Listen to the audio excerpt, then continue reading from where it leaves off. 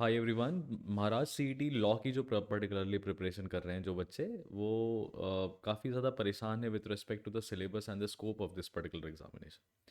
अभी इस एग्जामिनेशन का जो स्कोप है, जो सिलेबस है, वो पहली बात तो कोई प्री डिफाइंड नहीं है। हाँ, एग्ज़ाम का पैटर्न जो है वो डिफाइंड है कि किस तरीके का सवाल पूछेंगे। तो जो हमारी एक्सपेक्टेशन है, जो प्रॉपर एक्सपेक्टेशन इस एग्ज़ामिनेशन में होती है, वो यही होती है कि क्लास 12th स्टैंडर्ड तक में जो भी कुछ आपने पढ़ा है जनरल स्टडीज़ में और लॉ में, वो इसका पार्ट हो जाएगा बियॉन्ड क्लास 12। तो इसमें आपको 11th एंड 12th की लीगल स्टडीज़ की किताब जो है वो ज़रूर पढ़ लेनी चाहिए, क्योंकि आपने अभी तक क्लैट की प्रिपरेशन में जो भी लॉ पढ़ा है और जिस तरीके से लॉ एमएचसीटी में पूछा जाएगा, दोनों में ज़मीन आसमान का अंतर है। तो 11th और 12th की लीगल स्टडीज़ की किताब से लॉ जो है वो आपको मल्टीपल चॉइस क्वेश्चंस के फॉर्मेट में पढ़ना रहता है, राइट। जिसमें largely constitution law, contract law, company law और इस तरह के miscellaneous acts, law of torts, ये सब आते हैं। तो 11th और 12th में फिर उसमें जुडिशरी का भी सिस्टम बताएगा, पार्लियामेंट के बारे में भी बताएगा आपको, कॉम्प्ट्रोलर ऑडिटर जनरल से लेके अटॉर्नी जनरल ऑफ इंडिया, इन सब की क्या पावर्स रहती हैं ये भी आपको पढ़ना पड़ेगा। बिकॉज एमएचसीईटी के जो भी मेमोरी बेस्ड इंसाइट्स मिले हैं स्टूडेंट्स के द्वारा कि किस तरह के क्वेश्चंस पूछे गए, तो उन्होंने हर साल एमएचसीईटी के इन तरह के क्वेश्चंस को बताया है। हम आपके सामने इस पर्टिकुलर वीडियो में ऑलमोस्ट 40+ क्वेश्चंस लेके आए हैं जो आप एक्सपेक्ट कर सकते हैं। अब उन क्वेश्चंस को देख के पहले आप ये जज करिएगा कि आपको आते थे कि नहीं आते थे। उसके साथ साथ आप ये भी समझिएगा कि किस तरह के क्वेश्चंस पूछ रहे हैं। बहुत ज़्यादा इन डेप्थ कुछ भी नहीं पूछते हैं, बहुत ईजी और बहुत simple, easy and simple paper है। लेकिन अगर आप महाराष्ट्र से नहीं हो और आप आउटसाइडर हो तो आपके लिए सीट्स बहुत कम है, क्योंकि रफली 65% सीट्स जो हैं वो रिज़र्व रख कर रखी हैं इन्होंने, reserved for Maharashtra students.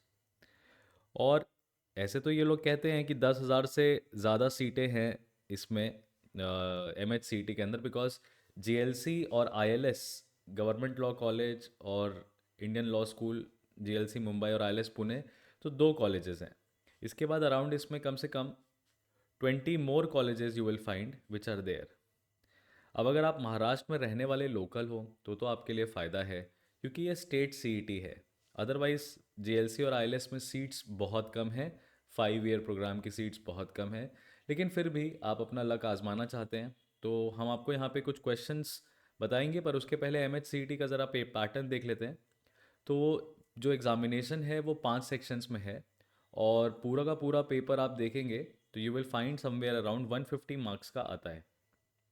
Total 150 marks का पेपर होता है। और 150 मार्क्स में जो डिवीज़न आप देखेंगे, लीगल और लॉजिकल, ये ऑलमोस्ट 80 मार्क्स का होता है। ये ऑलमोस्ट 80 मार्क्स का होता है। और लॉजिकल और एनालिटिकल रीजनिंग में याद रखिएगा, जो एनालिटिकल रीजनिंग आपने करी है, पढ़ी है, जो कि आप एलेट के पर्सपेक्टिव से एनालिटिकल पढ़ रहे हैं, पढ़ते हैं, वो सारी चीज़ें इंपॉर्टेंट हो जाती है। तो इसमें आप सिर्फ और सिर्फ प्रैक्टिस पे बिलीव करिए, कोई कॉन्सेप्ट बिल्डिंग मत करिए। ज़्यादा से ज़्यादा कोशिश करिए कि आप एनालिटिकल को प्रैक्टिस करें। लीगल के लिए आपके लिए इम्पॉर्टेंट है कि आप लीगल स्टडीज़ की चैप्टर्स को पढ़ें। अब भाई देखो, क्लैट नहीं निकला है तो एमएचसीईटी लॉ की तैयारी कर रहे हो और सिलेबस अब तुमको बता दे रहे हैं। अब तुम कह रहे हो कि यार बुक भी पढ़नी पड़ेगी क्या सर, ये बहुत बड़ी बुक है। तो अगर ये सब नहीं पढ़ाई कर पा रहे हो तो मत करो किसी एग्ज़ाम की preparation. Shortcuts are not there, है ना। हाँ, बहुत सारे ऐसी वेबसाइट्स मिलेंगी, बहुत सारे वीडियोस चैनल, यूट्यूब चैनल्स मिल जाएंगे जहाँ पे इन्होंने चैप्टर्स को समझाया है। ठीक है, तो आप वहाँ से देख सकते हैं। दो आई वुड ऑलवेज सजेस्ट कि आप खुद से पढ़िए, और या कोई एकदम line by line, page bye page अगर आपको कोई रीड करा रहा है तो वो ज़्यादा बेहतर है, क्योंकि आपको बुक पढ़ना पड़ेगा। उसके बाद आप क्वेश्चन प्रैक्टिस कर सकते हैं, राइट। तो लीगल एप्टीट्यूड हो गया हमारा, एनालिटिकल हो गया। जनरल नॉलेज और करंट अफेयर्स के लिए हम आपको अभी सैम्पल सेट दे रहे हैं, एक सैम्पल क्वेश्चंस दे रहे हैं, जिससे आप आइडिया लगा सकते हैं कि किस तरीके के क्वेश्चंस आएंगे, बहुत ही सुपरफिशियल और डायरेक्ट। मैथमेटिक्स एप्टीट्यूड 10 मार्क्स का है, आप नेगलेक्ट नहीं कर सकते इसको। और इंग्लिश 30 मार्क्स का है, अगेन ये भी बहुत सिंपल और बहुत ही ईजी होता है। सेवन्थ और एट स्टैंडर्ड की जो इंग्लिश रिक्वायर्ड होती है, जो बच्चों को ग्रामर में पढ़ाई जाती है, वैसी इंग्लिश यहाँ पे होती है। ये भी है कि इसमें आरसी भी पूछी जाती है। और पेपर यूजली दो फॉर्मेट में होता है, दो सेट्स में होता है। एमएचसीटी के लॉ के दो सेट्स होते हैं। सेट 1 और सेट 2, तो आप किसी भी सेट में दीजिए, 2 घंटे में आपको ये एक चीज़ करनी पड़ती है, राइट। तो ये हो गया MHCT के एग्ज़ाम पैटर्न, और थोड़ा सा बात उसके ऊपर किया कि किस तरीके से प्रिपरेशन करना चाहिए। इस पूरे एग्ज़ाम की प्रिपरेशन में कितना दिन लगता है? 30 to 40 डेज़ लगेगा, इससे ज़्यादा नहीं लगेगा। लेकिन एक चीज़ याद रखिएगा, आप MHCT की लॉ की प्रिपरेशन में अगर आपने 4-5 महीने दे दिए, अगले 3 महीने दे दिए, तो आप अदर एग्जामिनेशंस जो हैं, जो थोड़ा डिफरेंट पैटर्न पे हैं, जैसे स्लैट हो गया, जैसे क्राइस्ट का एंट्रेंस हो गया, नारसी मोंची का एंट्रेंस हो गया, और CUET हो गया फॉर दैट मैटर, तो उसमें आपको क्या करना पड़ेगा, अपनी प्रिपरेशन को MHCT को ऑगमेंट भी ऐसे करना है कि कम समय में ज़्यादा कर लें, राइट। तो सबसे पहले आप लीगल एप्टीट्यूड और लॉजिकल से स्टार्ट कर सकते हैं, फिर उसके बाद इंग्लिश मैथ्स को करके करंट अफेयर्स और जीके को डेली बेसिस पे रिवाइज करके अपनी प्रिपरेशन को आसान बना सकते हैं।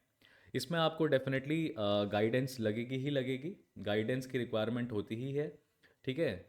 PDFs की रिक्वायरमेंट होती ही है, स्टडी मटेरियल की रिक्वायरमेंट होती ही है। तो ये सारी चीज़ें हैं, लेकिन क्वेश्चंस जो हैं बहुत ही सिंपल आते हैं। तो just to keep you abreast with what kind of questions are there, I have a set of around 40 plus questions. So try to answer this. अब देखिए, राइट टू इन्फॉर्मेशन ये है, प्रीवियस ईयर क्वेश्चन आ चुका है। RTI का full form क्या है? The answer is right to information here. Next question, what is the nature of right to property?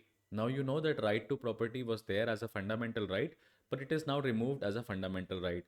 So A is eliminated, human right and unenforceable right all are eliminated, and we are only left with it is a legal right. Next question. How many slabs are there under the GST regime? Now, goods and services tax is a new type of tax which is implemented in India since 2017, right? 101st Amendment Act से आया था, that is what we all know.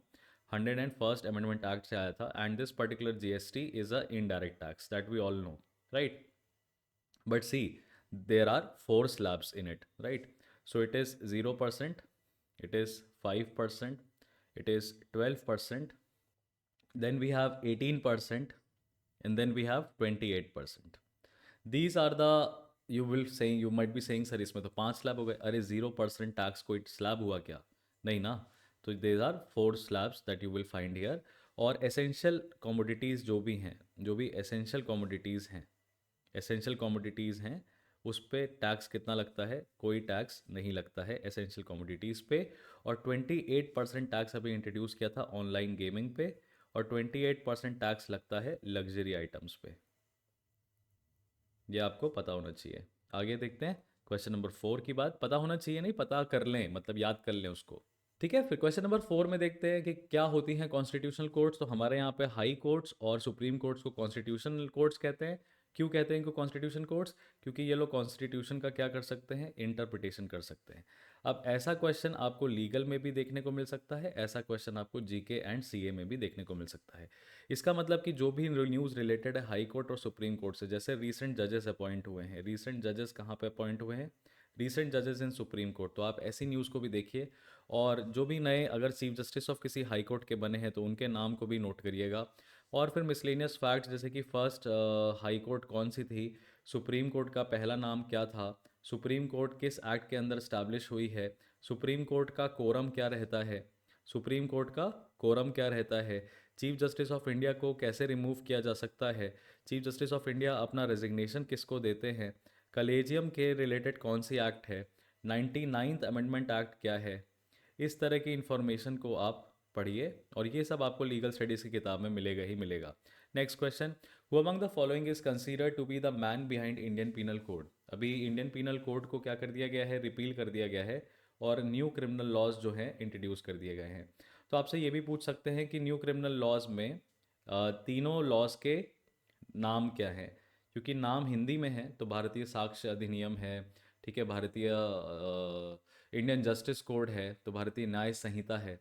तो Lord Macaulay जो हैं, ये first law commissioner of India, या कह सकते हैं first law commissioner of British India थे लॉर्ड मैकॉले। और लॉर्ड मैकॉले ने आईपीसी ड्राफ्ट करी थी 1860 के दौरान, जिसको अभी हटा दिया गया है, तो ये पता होना चाहिए। क्वेश्चन नंबर 6 देखिए, थोड़ा सा आपको लॉजिकल के साइड पे लेके जा रहा है, बट क्योंकि ये जनरल स्टडीज से रिलेटेड है। What is the study of geology called as, study of earth called as? तो यहाँ पे आंसर आ जाएगा, जैसे astronomy is the study of stars, geology is the study of earth. ठीक है, moving to the next part. Which among the following word is not mentioned in the preamble of India? Very important. This is very important topic. Preamble of India will continue to remain important because there are a lot of things that you need to know about preamble. The very first thing is that what is the preamble? We, the people of India, having solemnly resolved to constitute India into a sovereign, socialist, secular, democratic republic, and to secure among its citizens justice, that is justice. In three types of justice are there: economic, social, and political justice. Then we have equality of status and opportunity. Then liberty of thought, expression, belief, faith, and worship, and fraternity, and to secure among its individuals the dignity of an individual and integrity and unity of the nation. On 26th of November 1949, we do hereby enact, adopt, enact and give ourselves this Constitution of India. इस तरीके से आपको preamble के बारे में पता रहता है, तो आपको प्रियम्बल में एग्जैक्ट वर्ड्स का जो यूज़ किया गया है तो वो उसके बारे में पता रहता है। अब सेक्युलर, इंटीग्रिटी, सॉवरेनिटी तीनों वर्ड्स होते हैं। सुजरानिटी जैसा वर्ड जो है प्रियम्बल में मेंशन नहीं है। Also please remember, preamble is a part of Indian constitution. Indian constitution. कोई अगर आपसे ये पूछे कि फ़िलॉसफी ऑफ इंडियन कॉन्स्टिट्यूशन कहाँ पे है, तो आप बोलेंगे फ़िलॉसफी ऑफ इंडियन कॉन्स्टिट्यूशन जो है ये हमारे प्रियम्बल में दी गई थी। और प्रियम्बल को अडॉप्ट नहीं किया गया। Preamble is not adopted and neither signed. Preamble पे किसी ने साइन नहीं किया। ठीक है, और इसका जो सोर्स माना जाता है, प्रियम्बल का जो सोर्स है, वो सोर्स कहते हैं जवाहरलाल नेहरू का ऑब्जेक्टिव रिजोल्यूशन की स्पीच है। जवाहरलाल नेहरू की ऑब्जेक्टिव रिजोल्यूशन की स्पीच है। और याद रखिएगा, preamble was framed after the constitution was framed.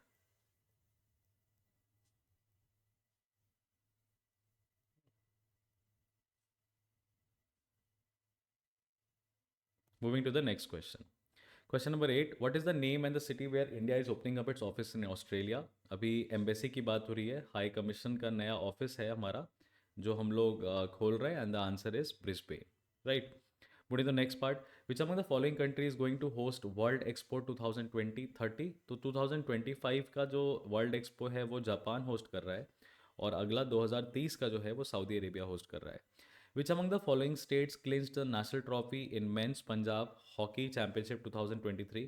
तो यहाँ से हमें ये पता चलता है कि स्पोर्ट्स के जो नेशनल इवेंट्स हैं, वेरी इंपॉर्टेंट, स्पोर्ट्स के जो नेशनल इवेंट्स हैं प्रीवियस 6 मंथ्स के वो आप कर लीजिएगा। मैं आपको सजेस्ट करूँगा कि सितंबर 23 से लेके अप्रैल 24 तक का जो भी स्पोर्ट्स रिलेटेड न्यूज़ है, ठीक है, स्पोर्ट्स रिलेटेड न्यूज़ है, आप इसको कवर कर लीजिए। इसका आंसर है पंजाब, और हरियाणा जो था वो डिफेंडिंग टाइटल था, डिफेंडिंग चैम्पियन था।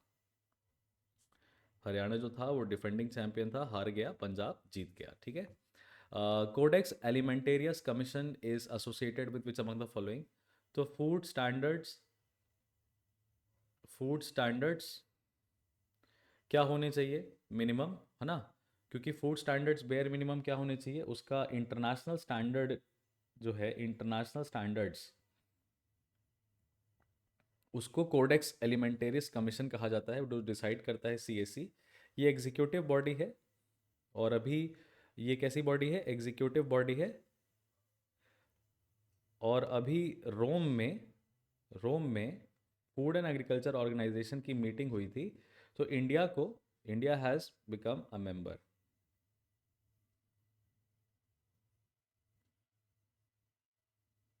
India has become a member of CAC, right, for certain period of time, and this is of Food and Agriculture Organization and World Health Organization, FAO and WHO का joint initiative है, ये आपको पता होना चाहिए। Henry Kissinger recently seen in the news is related to which among the following? United States of America. Henry Kissinger was the person responsible behind the Pakistani support received, I mean Pakistan, the support received by Pakistan from United States of America, right? 13th, which is the largest hydroelectric power station? So आपको जिस तरीके से ये दिखाई दे रहा है series में, the largest in power generation capacity actually पूछा है आपसे। सबसे ज़्यादा पावर जनरेशन कैपेसिटी के माध्यम से आप याद रखेंगे, तेहरी डैम जो है वो बहुत इंपॉर्टेंट है, उसके बाद कोयना डैम, फिर सिरिसाइला डैम, और फिर नाथपा झकरी डैम। अच्छा, एक चीज़ याद रखिएगा, मैच द कॉलम जो है वो भी आ जाता है, तो आप इन सभी डैम्स के साथ इनकी लोकेशंस को भी देख सकते हैं। ठीक है, मैच द कॉलम भी पूछ देते हैं, वो कॉलम ए कॉलम बी करके दे देंगे, और चार ऑप्शन आपको दे देंगे। यहाँ पे ए होगा, ये 1 होगा, ये बी होगा, ये 2 होगा, ये सी होगा, ये 3 होगा, ये डी होगा, ये 4 होगा। अब बोलेंगे कि कौन सा करेक्ट ऑर्डर में है, उसको मैच करिए। तो इनके ऑप्शन वैसे फ्रेम्ड होंगे। Which who among the following is known as the founder of archaeological survey of India. अब archaeological survey of India is a British government द्वारा founded body, right? And Alexander Cunningham is the person who is known as the founder or first Director General of the Archaeological Survey of India.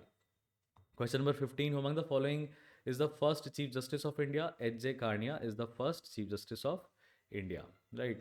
Who among the following is the first Inspector General of Forest in India?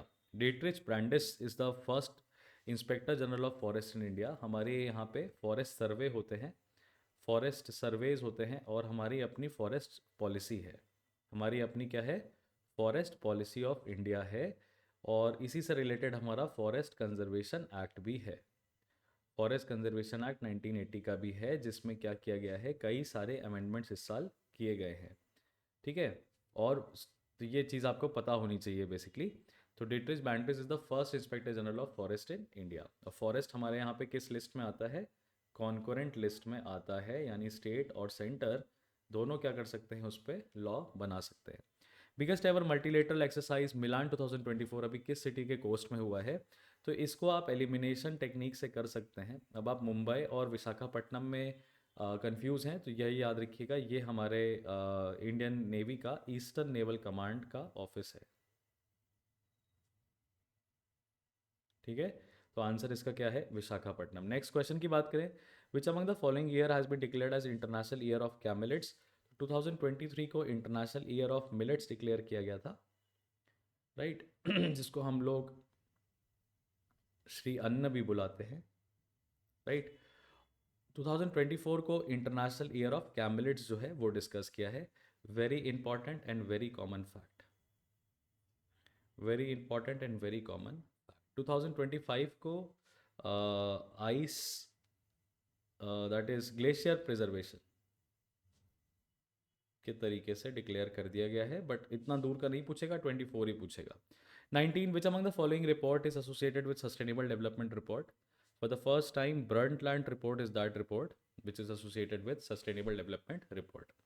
Which among the following years in which among the following years Companies Act has been passed? Now this particular question can also be asked in legal can also be asked in GK. Companies act को सबसे पहली बार पास किया गया था 1956 में, और अभी आपसे क्या पूछा है? Which of the following years new companies act has been passed? And the answer is 2013। हालांकि इस कंपनीज एक्ट में अमेंडमेंट्स बहुत होते रहते हैं, लेकिन पूरा न्यू लेजिस्लेशन एकदम चेंज करके 2013 में जो है पास किया गया। 21 mount Kilauea was recently seen in the news, it is considered, is it associated with which among the following countries? तो ये one of the most active volcanic summits में से माना जाता है, right? One of the most active volcanic summits, most active volcanic region में माना जाता है, and it is associated with United States of America. Which among the following is the highest volcanic mountain in the world? Highest volcanic mountain, अब देखिए ये static हो गया, और ये कह सकते हैं, इसी को हम लोग कहते हैं superlatives. World's first, world's highest, lowest, deepest, darkest and all of this. तो Nevados Ojos del Salado is the world's highest volcanic mountain. Mount Etna was also there in the news recently, right?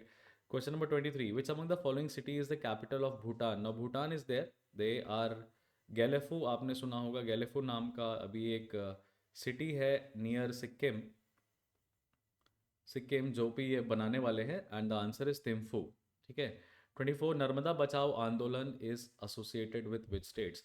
तो आप UP तो eliminate कर देंगे, because Narmada एक ऐसी river है, नर्मदा और ताप्ती दो हमारे यहाँ पे रिवर्स हैं जो वेस्ट फ्लोइंग रिवर्स हैं। कैसी रिवर्स हैं? जो वेस्ट की तरफ जाती हैं। बाकी सारी रिवर्स हमारे यहाँ पे ईस्ट फ्लोइंग रिवर्स हैं, जितनी भी रिवर्स हैं सब ईस्ट की तरफ जाती हैं। ठीक है। ईस्ट फ्लोइंग रिवर्स की बात करें तो गोदावरी है, कृष्णा है, कावेरी है, तुंगभद्रा है और पेरियार है। ये सारी भी हमारी डेक्कन और सदर्न इंडिया की रिवर्स हैं। अब नर्मदा की बात करें तो ये 3 स्टेट से फ्लो होती है, that is Maharashtra, Gujarat and Madhya Pradesh. और ये जो नर्मदा बचाओ आंदोलन है, it is associated with Sardar Sarovar dam construction. Water holding capacity में ये इंडिया का लार्जेस्ट डैम माना जाता है, जिसके आजू बाजू में स्टैचू ऑफ यूनिटी भी है, जो सरदार वल्लभ भाई पटेल से रिलेटेड है। तो इसका आंसर क्या है? नर्मदा का ये जो मूवमेंट है ये कहाँ स्टार्ट हुआ था? ये गुजरात में स्टार्ट हुआ था। 25 की बात करें, who among the following has been made the CM of Telangana recently? तो चीफ मिनिस्टर और इलेक्शंस जो होते हैं वो क्या होते हैं, इंपॉर्टेंट हो जाते हैं, तो सीएम भी पूछ सकता है। अलॉन्ग विद दिस आपसे महाराष्ट्र स्पेसिफिक इंफॉर्मेशन भी पूछ सकता है, नो डाउट। तो महाराष्ट्र स्पेसिफिक इंफॉर्मेशन में आप महाराष्ट्र असेंबली का जो स्पीकर है, महाराष्ट्र असेंबली का अगर कोई स्पीकर है, महाराष्ट्र में आपका जो डिप्टी सीएम है, महाराष्ट्र में आपका जो गवर्नर है, ये सब प्लीज़ पढ़ के रखिएगा, बहुत इंपॉर्टेंट होता है महाराष्ट्र स्पेसिफिक। तो अभी सीएम जो हैं वो राजस्थान के, सीएम जो हैं अभी मध्य प्रदेश के, सीएम जो हैं तेलंगाना के, ये सब आपको पता होना चाहिए। Shri Revanth Reddy is the name. Question number 26 की बात करें, the Moplah rebellion was a rebellion in Indian history, was a Muslim peasant rebellion against. याद रखिएगा, medieval India, medieval India is a very important chapter because medieval India is related to Marathas as well as the establishment of Vijayanagar Empire, as well as the establishment of Vijayanagar Empire. And it is important that you read medieval India history because Mopla rebellion, जिसको मापला rebellion के नाम से भी जाना जाता है, ये मुस्लिम जो किसान हैं उनकी हिंदू लैंड होल्डर्स के अगेंस्ट जो प्रोटेस्ट था वो था, which was supported by these Hindu land holders, they were supported by British officials. तो इस तरह के जो हमारे ट्राइबल मूवमेंट्स हो जाते हैं, ठीक है, किसान आंदोलन हो जाते हैं, सोशो इकोनॉमिक मूवमेंट्स जो हो जाते हैं, रिलीजियस एंड कल्चरल मूवमेंट्स जो थे हमारे आज़ादी के टाइम पे, वो सब इम्पॉर्टेंट फैक्ट्स होता है। तो आपको ऐसी चीज़ें करने के लिए देखिए लूसेंट की जीके की किताब उठा सकते हैं जिसमें आप सब कुछ रिवाइज कर सकते हैं, लेकिन बहुत ज़्यादा आपको क्या करना पड़ेगा, फिर रटना ही पड़ेगा, आपके पास समझने का टाइम तो है नहीं। Question number 27, Aanchal Thakur is associated with which among the following sports in India? Skiing से एसोसिएटेड है, याद रखिएगा, स्कीइंग से एसोसिएटेड है, बहुत ही यूनिक स्पोर्ट है। Which among the following is the first Indian to win a gold medal Olympics in individual event? Abhinav Bindra is the first in 2008। बाकी आपको रंगनाथन फ्रांसिस करके कोई भी नहीं है, ये उधम सिंह और दीज आर हॉकी प्लेयर्स। तो ऐसा हॉकी स्पोर्ट को सबसे पहली बार गोल्ड मिला था ओलंपिक्स में, that's correct, but individual event में अभिनव बिंद्रा जो हैं वो जीते थे। Which among the following years is considered as the first war of independence in India? 1857, 1857 की क्रांति को फर्स्ट वार ऑफ इंडिपेंडेंस देते हैं, और ये कहने वाले, इसको फर्स्ट वॉर ऑफ इंडिपेंडेंस बुलाने वाले वीर सावरकर जी थे, who is very deeply associated with Maharashtra. तो इंपॉर्टेंट ये क्वेश्चन हो जाता है। Mount K two is situated in which region of India? अब माउंट केटू ऐसे तो है जिलजिट बल्तिस्तान में, कहाँ पे है? जिलजिट बल्तिस्तान में, second highest peak of the world है, लेकिन ये लोकेटेड है जम्मू एंड कश्मीर में, पाक ऑक्युपाइड कश्मीर में, which is a part of India. 31, the governor of a state submits his or her resignation to which among the following post? Now you know that governor जो होता है वो अपॉइंटेड पोस्ट होती है, appointed by union government होता है, and union government को represent करता है प्रेसिडेंट। तो जिसने अपॉइंट किया है, इस्तीफा भी उसी राष्ट्रपति को ही दिया जाता है गवर्नर के द्वारा। विच among the following countries have one the most number of football world cups? And the answer but obvious is, elimination लगा देंगे तो भी मार्क कर देंगे कि हाँ यार, ब्राज़ील बहुत कॉमन नेम है। 33, which among with the post of admiral is associated with which among the following wing of armed forces? तो ये navy is the correct answer. Air force से मार्शल, एयर चीफ मार्शल जुड़े होते हैं, air chief marshal, और army से major general, major general जुड़े हो सकते हैं, फील्ड मार्शल जुड़े हो सकते हैं, और नेवी से एडमिरल, वाइस एडमिरल, इस तरह की चीज़ होती है, ठीक है। 34 की बात करें, peace prize in India is named after which among the following personalities in India. तो याद रखिएगा, इंदिरा गांधी का भी पीस प्राइस है और महात्मा गांधी भी पीस प्राइस है। दोनों के नाम पे पीस प्राइज है, महात्मा गांधी का भी है और इंदिरा गांधी का भी है। तो इंदिरा गांधी का जो पीस प्राइस है वो इंदिरा गांधी ट्रस्ट देता है और ये इंटरनेशनल पीस प्राइस है, न कि इंडियन। ये इंटरनेशनल पीस प्राइस है, बाहरी लोगों को भी दे सकता है। Mahatma Gandhi national peace prize domestic है, इंडिया का है और यहीं पे मिलता है। Where is the headquarter of OPEC situated? Austria Spain, sorry Vienna Austria, Austria Spain कह रहे हैं, Vienna Austria. Oil producing exporting countries, oil producing and exporting countries.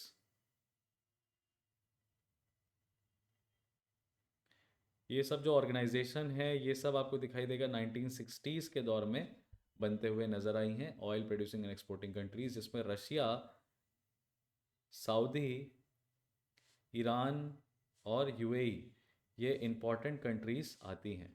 ठीक है, next question, which among the following, और ये जो है ये memory based previous year question पूछा हुआ है। ओपेक का हेडक्वार्टर पूछा, आप समझ रहे हैं। तो जितने भी इंटरनेशनल ऑर्गेनाइजेशंस हैं, जितने भी इंटरनेशनल ऑर्गेनाइजेशंस हैं, जितने भी इवेंट्स होते हैं, उनकी जो लोकेशन है वो ज़रूर अपने कॉपी में लिखिएगा वन लाइनर्स की तरह। ये सब देखिए बड़े सिंपल सिंपल वन लाइनर्स हैं जो आपको पता होने चाहिए।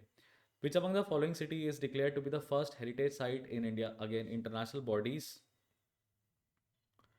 इंटरनेशनल बॉडीज से सिचुएटेड जो नेशनल इश्यूज हैं या नेशनल न्यूज़ है वो हमें सबसे ज़्यादा पढ़नी चाहिए। जैसे रामसार कन्वेंशन को आपको थोड़ा सा डिटेल में पढ़ना चाहिए। जैसे यूनेस्को की हेरिटेज साइट्स जो हैं वो बढ़ती चली जा रही हैं, 42 हो गई हैं इंडिया में, तो आपको पता होना चाहिए यूनेस्को की heritage sites. Ahmedabad the first city, heritage city by UNESCO.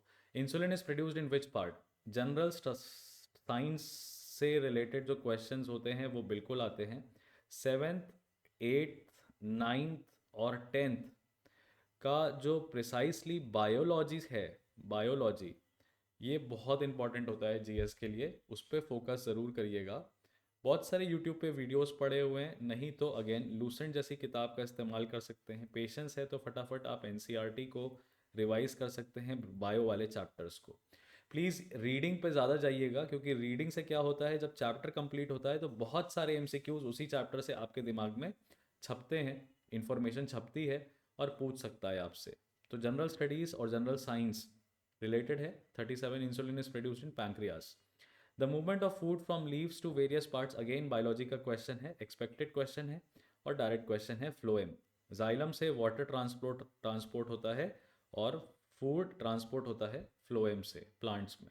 ठीक है, stomata helps in, you can say, respiration by the plants, right. और 39th, which among the following, who among the following first invented vaccine in the world? Edward Jenner, very important previous year question आ चुका है ये MHCT में।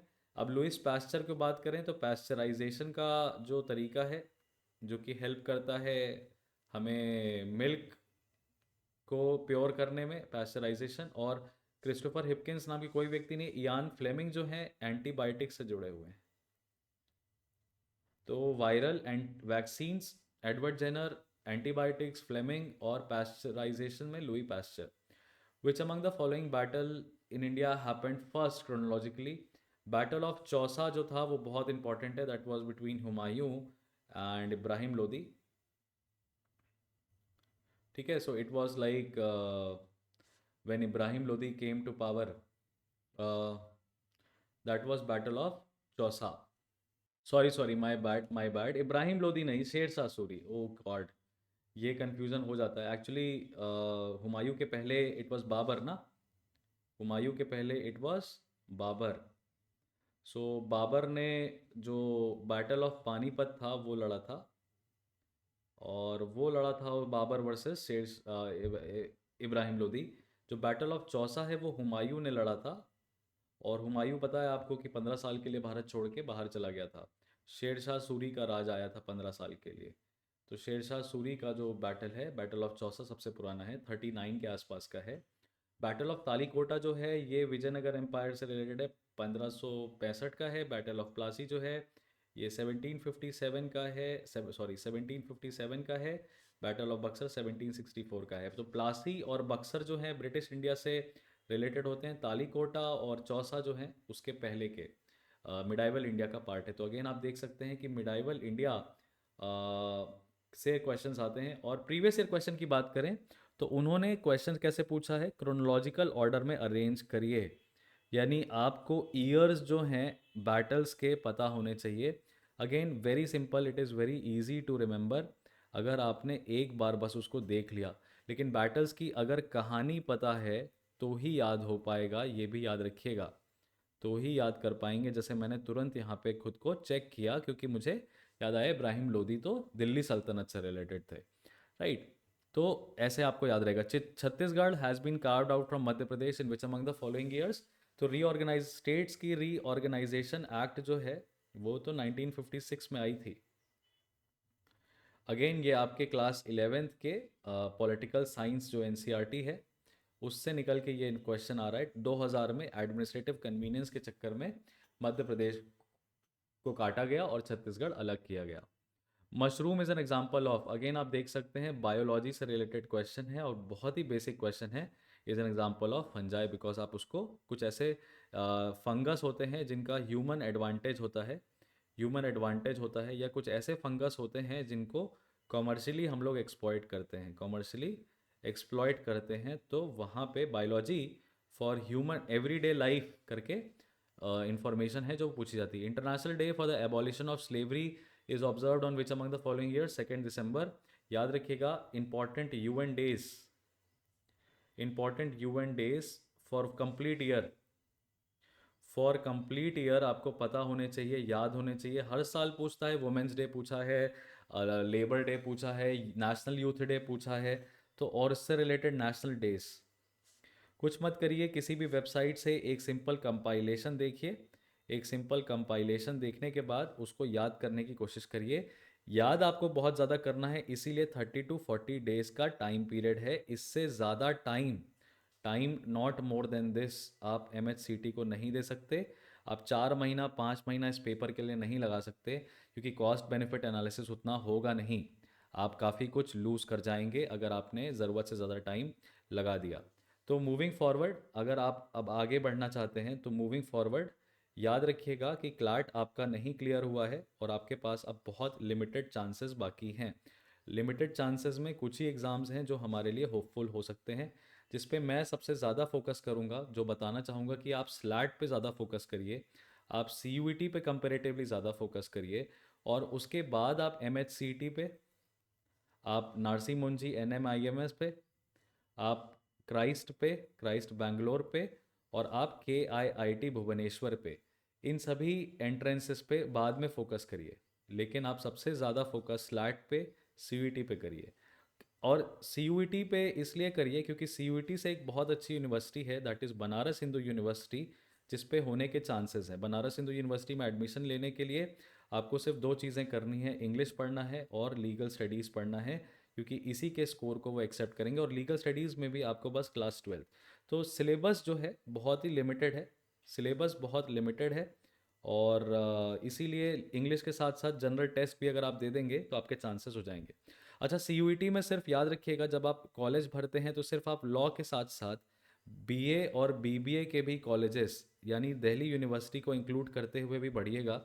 और better होगा कि आपने जो क्लास 12th में डोमेन भर पढ़े हैं, जो सब्जेक्ट्स पढ़े हैं, उनको आप डोमेन की तरह बढ़ के उनके टेस्ट भी दे दें, क्योंकि आपका जो CUET के स्कोर्स के थ्रू सिलेक्शन के चांसेस हैं कई कॉलेजेस मिलने के, वो जाएंगे। अगर आप चाहते हैं कि आपका साल बेकार ना जाए और आप एक तरीके से अच्छा ग्रेजुएशन स्टार्ट कर दें, तो ज़रूरी नहीं है कि आप BA LLB 5 ईयर ही करें, आप BA के बाद LLB कर सकते हैं।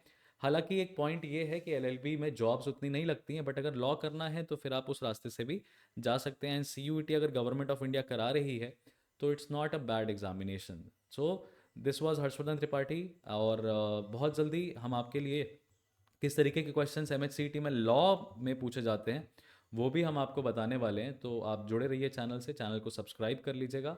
और बाकी सारे अपडेट्स में अगर आपको कुछ लगता है कि कोई रिक्वायरमेंट है तो प्लीज़ मुझे कमेंट सेक्शन में ज़रूर बताइएगा। I definitely come up to you for your help. Thank you so much dear, I see you guys in the next.